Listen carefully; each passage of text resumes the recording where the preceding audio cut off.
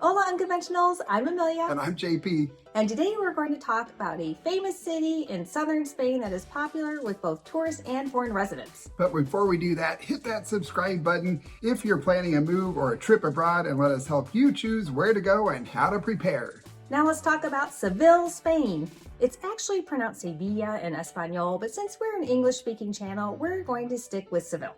There were several things that we didn't like too much about Seville, but there were a bunch that we loved, and we're going to talk about those first. Starting with, it's very safe. It ranks number 32 on the Global Peace Index, which is not as high as Portugal at 7, but quite a bit higher than Ecuador is right now. We felt super safe walking all over the place day and night, and we saw a lot of young people, single people walking by themselves, a lot of older people, and a lot of kids out playing by themselves. Yeah, even at night, and riding their bikes after dark in the city. We feel so safe walking around here at night, even late at night. Unconventionals, we went out at 11 p.m., which is really out of character for us, but it felt so normal because there are a lot of other people around. It is a late night culture here. Seville is a very clean city, especially in the tourist areas. We did see more trash and graffiti outside the main areas in San Vicente and along the river though. You can drink the tap water and it does not have that strong mineral taste that we tasted in Porto, and that also trashed my hair. Yeah, it actually tastes pretty good. Weather is another pro for Seville. It has pretty nice weather year round. The winters are a lot more mild. It was sunny and beautiful, blue skies, warm temperatures the entire time we were there, except for one morning we woke up to rain, but it had cleared out by the afternoon. It does have 4 seasons, but because it's so far south, the winters are much more mild. So if you want snow, this is not the place for you. Seville is very walkable. It's a big city, but it feels pretty compact in the center area. It's extremely to walk all over the place in the tourist part of town. Lots of the streets are pedestrian only, which is very nice because you don't have to worry about cars zooming past you or those quiet buses, but you still do need to watch out for cars even on those narrow streets. Yeah, some of those are actually for cars, even though they don't look wide enough, and sometimes the mirrors are almost touching on each side.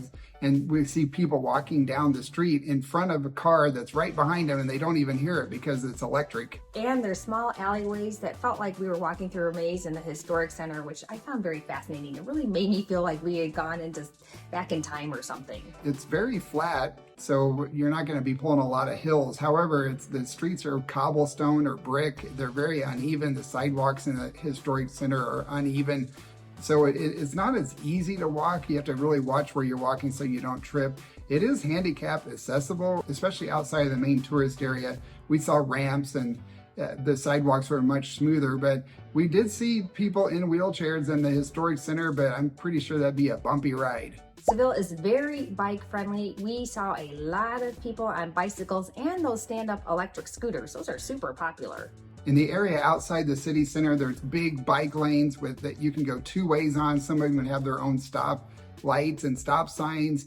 And we saw those were always a lot of bikes on them. In the downtown area, they're not as clearly marked. There's little silver discs on the street or the sidewalks for the bike lanes. It's not obvious. A lot of tourists, including us, walked right down the middle of the bike lane without realizing it, and the bikes would come along and ring their bells or have to weave in and out of the tourists. So make sure you look down and pay attention so that you're not walking in the bike lane. The history and culture is fascinating. People have been living in this area for more than 2,800 years. It was first ruled by the Romans, and then the Moors from Morocco ruled there for almost 800 years, and there's still signs of both empires. This is part of the famous Wall of Seville. It goes all the way around the city, or at least it used to. It was ordered to be constructed by Julius Caesar during the Roman Empire. It was raised and enhanced by the Moors when they ruled here for over 800 years, and it used to be about 7 kilometers long, about 4 miles, but part of the wall was destroyed in 1868 after the Spanish Revolution. The walls are so cool. We were walking around just looking at them all of the time, and you would think that they'd be pretty secure and keep the city safe, but they weren't strong enough to keep out the Vikings, which sacked the city of Seville in the year 844 and ruled there for 40 days. The cathedral and palace are stunning, and The detail was just mind-blowing to me, especially on the cathedral. There's so many statues and you could really see their facial expressions, and there's so many intricate carvings. It was amazing.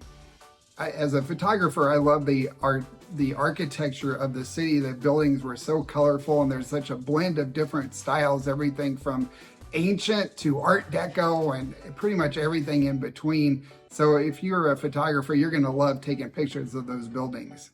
We stayed in the Macarena neighborhood, which is close to the historic center. It's about an 8-minute walk to the Setas de Sevilla and 15-minute walk to the cathedral.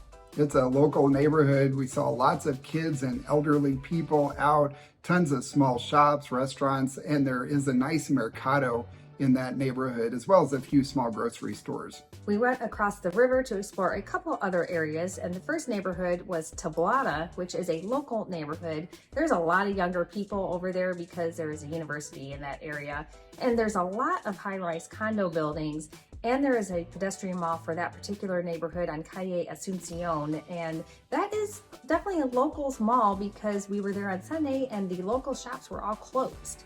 However, just north of there is Triana. When we walked up there, you can see night and day. It's a tourist area. It was completely full of restaurants along the river, and all of the tables were full of mostly tourists. The servers were running food from the restaurant across the street to the outdoor seating by the river. At the end of that, on the northern end, is Calle San Jacinto, which is also another pedestrian mall, and it was open and packed with people. And there is a really nice big mercado, which actually had a bar in it. That was an interesting feature to us since we usually go looking for our produce. And we loved the bridges, which are also bike and pedestrian friendly. Seville is full of big, beautiful parks. So if you like to go out and be in nature while still living in a city, this is a great spot to be. Yes, I loved visiting all the parks. The first one we went to was Jardines de Murillo, which is behind the Royal Alcazar Palace, and there was a lot of really pretty fountains and just a lot of people out enjoying the day. Then we went to Jardines del Prado de San Sebastian, which was a lot quieter. It was nice and comfortable and shady and not nearly as touristy.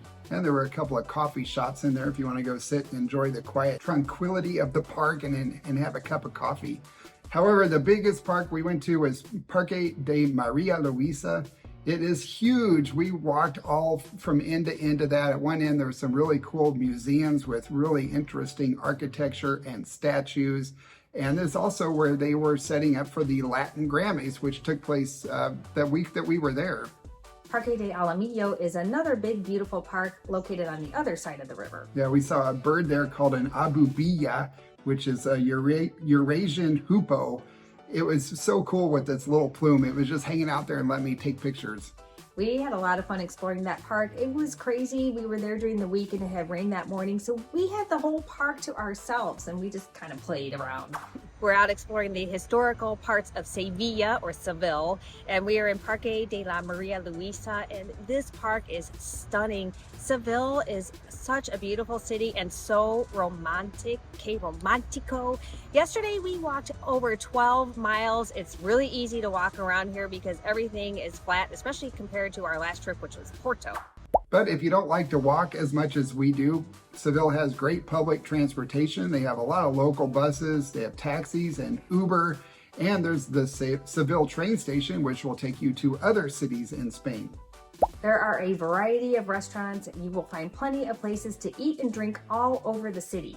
You will pay more to eat in the tourist areas. We found it was almost double the cost anywhere around the cathedral area in the historic center. Macarena was a lot more affordable, and outside of there is even more affordable.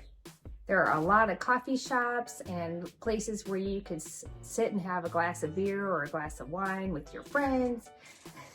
We enjoyed empanadas at Casa Madre, where you actually stand to eat. The stand-up little tables were common as well.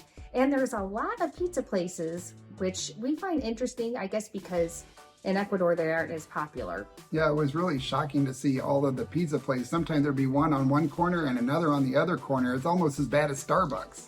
And we found an Indian restaurant. You know, we love our Indian food, and the place was delicious. Yeah, we went there 3 times, but we only ate there twice because one of the times we went there was the line just to get into the place was so long that we just decided to go someplace different.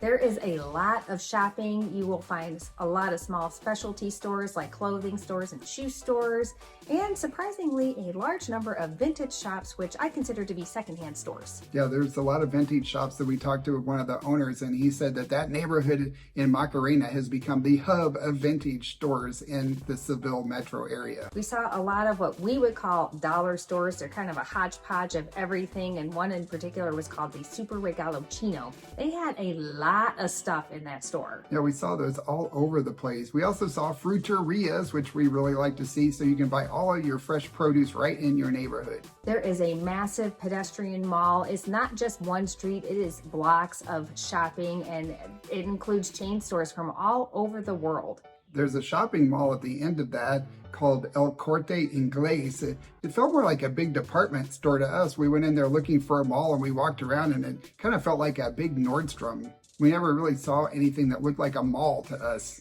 It seemed like people were truly enjoying life, the people who live there in Seville, and it's understandable.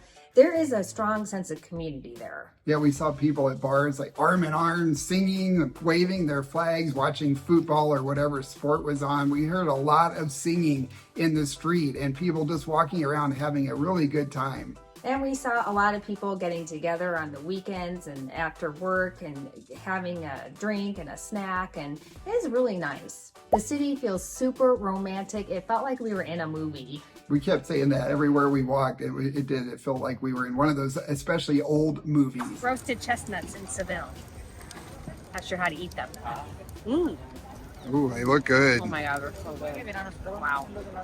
All right, now let's talk about some of the drawbacks. And the major one is the summers are really, really hot. It can get over 95 degrees, which is like 35 Celsius. You're going to need air conditioning. And we heard a lot of people complaining about their ACs breaking because it was so hot and they ran so much. It is crowded there. There are a lot of tourists, and we were there during shoulder season, so I can only imagine what it is like at full high season. Yeah, we've been really spoiled in Ecuador with the lack of people, as there's not a lot of people who live there, and the tourism is not nearly as big in Ecuador.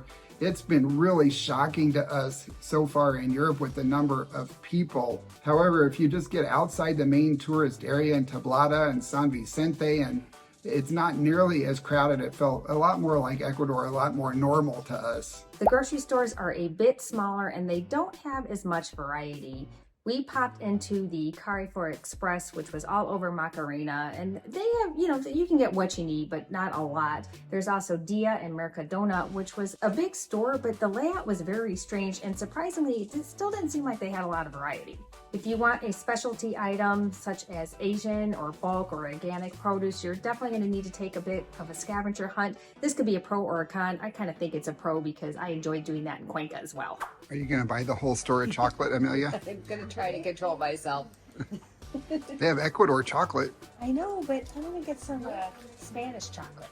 There are bigger stores outside of the main area, but you're probably going to need to drive to those. We found the restaurant cost to be a bit higher compared to Porto and in Ecuador.